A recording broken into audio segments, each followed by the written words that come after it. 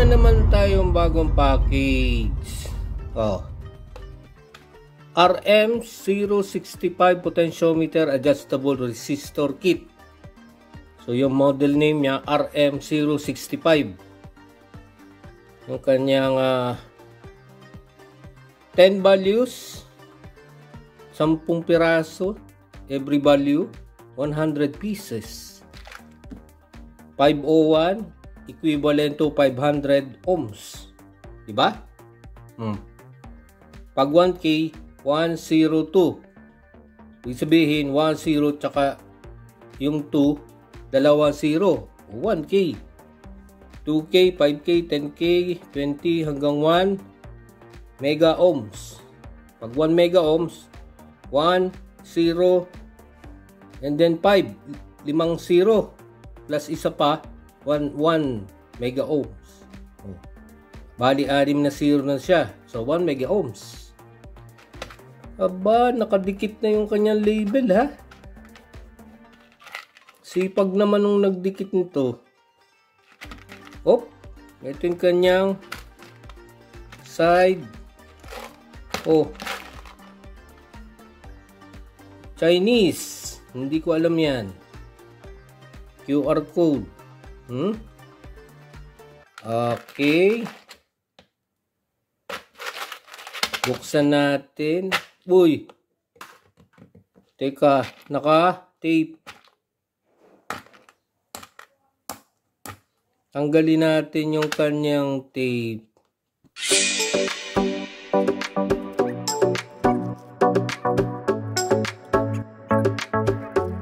Ang laman niya ay yan. Yan ang RM065. Diba? Tingnan natin itong 500 ohms. Yan o. 501. Parang pantalon. Merong adjustment sa gitna. You know, pwedeng Phillips, pwede ring flat screw. Yan ang potentiometer. 3 yung pin. 3.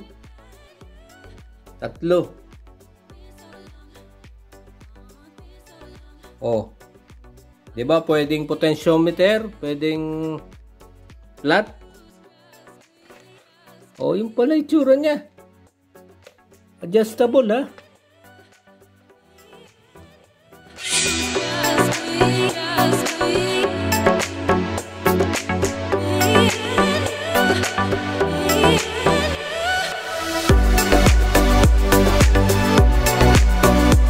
Ayan, nilagay na natin sa breadboard.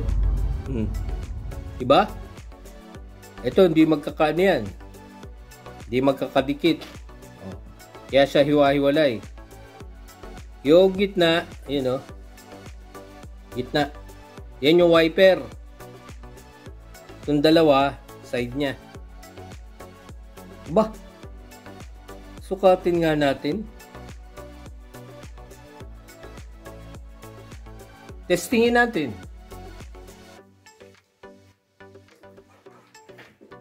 Gamitan natin ng Proskit the Snowman.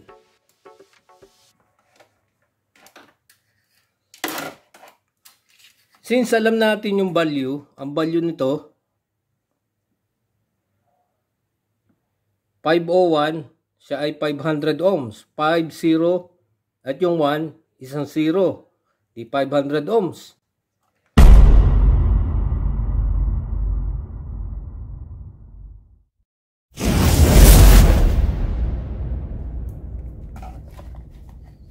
Okay, tingnan muna natin ano bang nangyari na.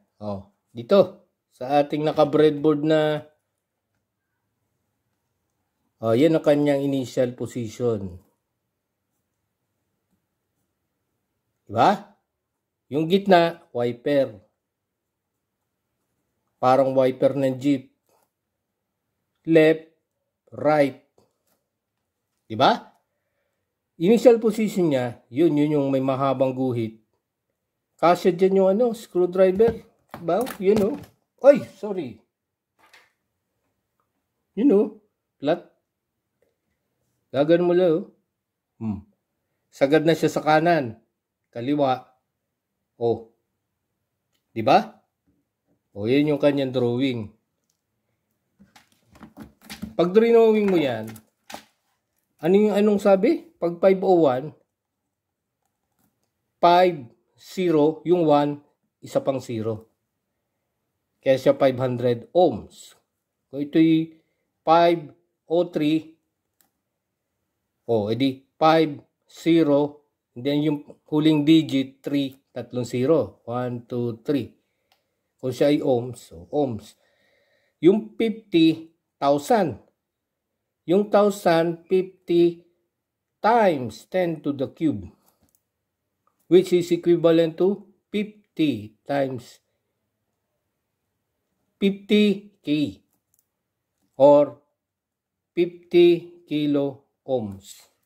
Yung gamit natin ito, 500 ohms. Initial position, nasa gitna. At pag sinagad mo yan, kung halimbawa may tanda tayo dito, yan yung initial niya, wala naman tanda yan. Ganito ang drawing niya, no?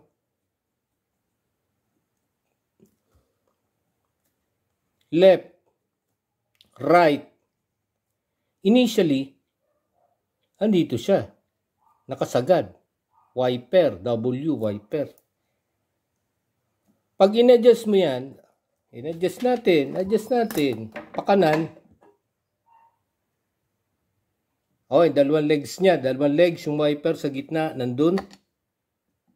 Yun, sasagad natin gano'n, Uy, nakaganon pa rin. Di ba ang position niya? 501. So ito, pag inikot natin ng clockwise, para ditong tayong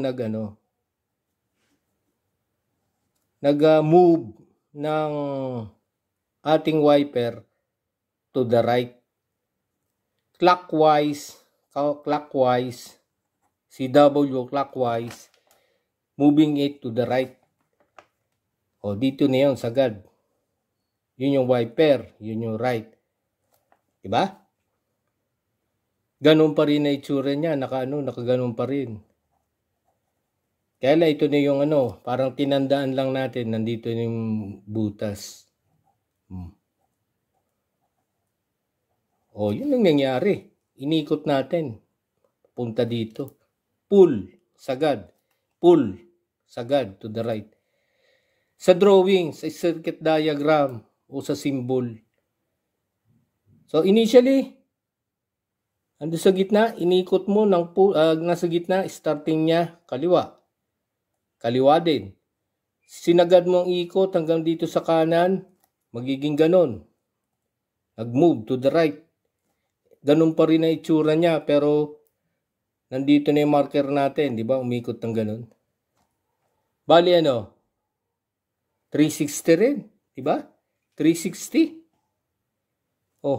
From here, pabalik doon, 360 degrees. Umikot ng isang revolution. Ano naman gagawin natin? Susukatin natin yung resistance kung totoo nga. Gagamitan natin ng potentiometer. Ng tester. Diba? Yung tester gagamitin natin. So dito sa drawing, kung sa drawing ganyan yan, Yung isa, meter, nakakonekta sa wiper. Ganun. Sabihin natin yung left, right. Yung negative ng wiper, ano ba ito? Ng ating tester. Sa left. Yung wiper, yun yung wiper, di ba? Yung gitna. Doon nakakonekta yung positive probe.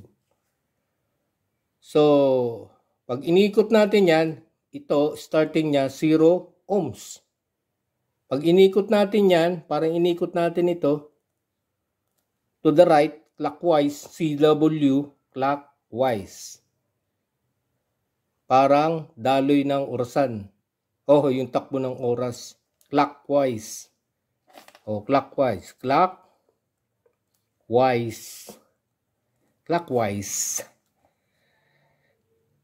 Sa ating diagram, mag-a-adjust lang siya to the right. Ganyan. Hanggang makuha natin yung value 500 ohms. So, 0 ohms to 500 ohms. Sa drawing o circuit diagram, a-adjust yung wiper dito. Magiging ganyan na Sumagad na siya dito. Nandito na ngayon yung left. Ito yung wiper. Ito yung right. Sumagad na siya doon sa dulo. Yun ang gagawin natin. At yung gitna niya, yun. Diba? Yan yun. Ano ba ito? Metro pala ito, metro. Ano nga yan? Metro, ganito yan. Yung negative, positive. Tingnan nga natin. Teka.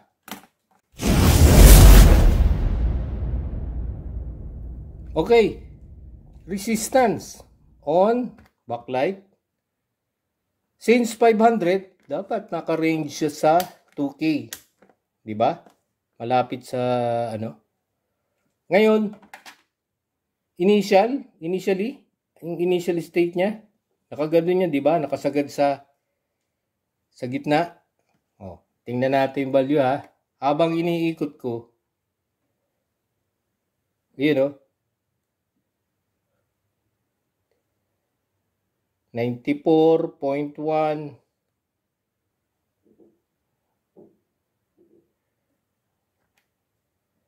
Yung sagad niya, ayun o, sagad. 0.521. Bakit siya 0.521? Kasi nakakilo ohms yan. Tingnan natin.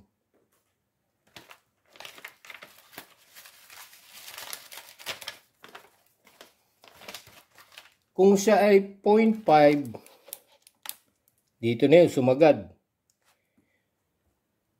0.521. Bakit 21? Ba't hindi 500? May tolerance. K. Kilo ohms. Pag in-adjust mo yan, o isi-simplify natin yan, 521 times 10 cube. Mathematics ito. Pag in-adjust natin ito to the right, 1, 2, 3. Magiging ano yan? 521 times 10 to the negative 3 and then times 10 to the 3. Mawala na yung decimal place dito. Pag in-adjust mo to the right, negative 3 yung exponent times 10 to the negative 3. Ipa-plus mo yung dalawang exponent, magiging 521 times 10 negative 3 plus 3. Magiging 0. 521 times 10 raised to 0. Any number. Kahit pa yan 1 million. 1 million raised to 0. Exponent niya ay 0. Is equal to ano? To 1. 10 to the raised to 0 is equal to 1. So, ang kanyang value, 521 ohms. Meron siyang tolerance, di ba? Hindi eksaktong 500.